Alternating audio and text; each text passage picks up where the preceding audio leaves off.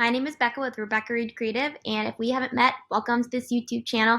I'm excited to show you guys a little bit behind Flodesk. I am a Show It in Squarespace website designer, and I love helping new entrepreneurs, especially with the tech side of their business. So let's get started on Flodesk. I'm going to show you how to create your first workflow. So the first step is we need to create the name for your audience. So you have a freebie, let's say it's on your website, but when they sign up for that freebie, you want them to go into an audience. So if we go over to audience segments, and it's going to be running slow today, sorry about it. My Wi-Fi is no good. And you can create a segment. So I would just create a title that represents whether your freebie, whatever your freebie is. So if it's a SEO checklist, you can title it SEO checklist or whatever. So that's the first step. You can see I have all of these segments, and I can also see like how many people have subscribed to, so this is like a copywriting freebie. I have 39 subscribers, a boot camp for like websites. I have 135 subscribers. I'll link those below if you guys are interested. And so right here, you just click add segment and you just name it. All right, that's easy enough. Let's do the next step. So the next step is to set up a form. So this is the form that you're going to put on your website. Or if you don't have a website, this is the form that you will set up so that you'll just link them straight to the Flodesk form. Unfortunately, it won't have like a cute URL. So it's a lot easier, obviously, to have Rebecca Reed Creative /SEO and then embed that form on that page. But if you don't have a website, that's totally okay. You can create a form just like this one. And it's really quite easy. You just go create new. And you will, it'll give you some templates and some options. So here, the difference between these, pop-up is a pop-up that pops up on your website. So that's not what we want. Inline is like a form where it's in your website. So you would embed it in. So as you're scrolling on your website, there's that form. We want full page. So this is the one that they have. You would just click customize.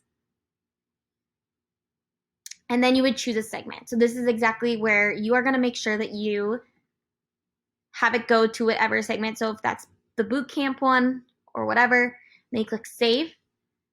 And then it's just time to go in and design your form how you want it to look. Fill in, and you can go ahead and change the border colors, the fonts, whatever you want.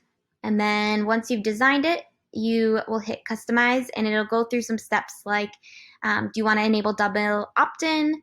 I usually say no to that. Do you want to be notified when a subscriber opts in? I like to know when people get my freebies, so I say yes. And then what do you want them to do once they have finished this form? So what I would say is if you have a website, redirect the subscribers to a URL on your website. I always create like a thank you page. And it's just titled like Rebecca Reed Creative /thank you if you want to look it up. But I direct them to that URL. The reason being is when they leave your website to go to Flodesk, they're leaving your platform, which isn't great for SEO, but this at least gets them back on your platform. So I would usually click that, but we're just going to go display success message right now. And then it'll go ahead and give you the URL. It's going to be a long URL, not very cute. You can't change it. But there's a lot of places where you can get free URLs like bit.ly or tinyurl. So I would maybe just do that. Go ahead and change up your URL so that it's a little bit easier to share with your audience and share with your social media people. So then the next step, once you've copied this URL, you've created a new URL, is to just promote it, right? But before we do that, we need to go back to the main page and create a workflow. So a workflow is this journey that you are going to take people on. And the reason it's so important is if you just send them your freebie and then drop off the face of the earth, one, they probably won't fulfill whatever you've done in your freebie. If you're doing a freebie all about, a checklist for SEO tips that they can implement on their website, a lot of times people download freebies and they don't actually do the things, right? So if you're following up with them and checking in and making sure that they're doing it, they're more likely to complete it and have success. It also builds the know, like, and trust factor. So go over to workflows. And while we're on that, just to talk about that know, like, and trust factor, you're creating a user journey, and then usually at the end of the workflow, you will sell them. So there's a couple of different ways to do it, but we're going to go to the SEO checklist freebie so I can show you kind of what I've done for my workflow. So the first email in your workflow, you are obviously going to want to deliver them the freebie, and you want it to go out immediately. So the way that these workflows work on Flodesk, it's really easy. You have a trigger.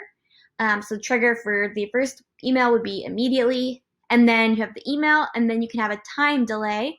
So you would maybe wait a day or 2 days or a week, and then you would deliver another email, and you'd have another time delay and deliver another email. So I'll kind of show you what that looks like on the back end once a workflow is all set up. It is quite a bit of time initially, but once you have it set up, it's done, and you can copy workflows if you create more freebies. What I would suggest doing, if you end up having multiple freebies, have a one workflow that is like a very generic workflow, and then have workflows for each of your freebies where they get the free document. So this is just if you have multiple freebies. They get the free document, and then they get directed to that main workflow. Why do this? Well, a lot of people will go on my website and download 3 different freebies. So if they're downloading all these freebies and getting put in all these workflows, they're going to be getting so many emails and really overwhelmed. Whereas if they download all those freebies, they'll get those 3 separate workflows, but then they'll all get funneled into this one workflow. And so they won't get it like 3 times because they're all in this one workflow that's then cultivating that. But in this particular thing that I'm going to show you, I'm just going to show you if you only have one freebie, you're going to create your first workflow. This is how you do it. All right, so the trigger is a subscriber is added to the segment, and you have it the segment be whatever you had already set up. And then that's the trigger, so then they get this email. So then what you would do is you would set up your first email. You can just design it however you want. There's lots of tutorials on how to design Flodesk emails, but they also have a lot of templates, so I'm not going to go through that. Just make sure that you add a button that links to that freebie, whether it's a PDF that you want to download or it's a Google document that you share the link of. And then you can do plus and add a time delay. So I do 24 hours, and then I send them my second email that says, welcome to my club, my tribe, my email list. You won't be hearing from me this often, and normally this is just to build acquaintances or something like that. And then you wait maybe a couple days, so 48 hours, what I put. And then I do, so this one was all about SEO. So then I have an email that's about kind of breaking down the research and just sharing more about SEO, cultivating that kind of audience. And then I have another 2-day delay, and I sell them. So I say, are you still kind of confused by it? I have an SEO course, and this is an offer for 10% off or whatever it is. So that is how you set it up, and then you publish that workflow, and everything should be good to go.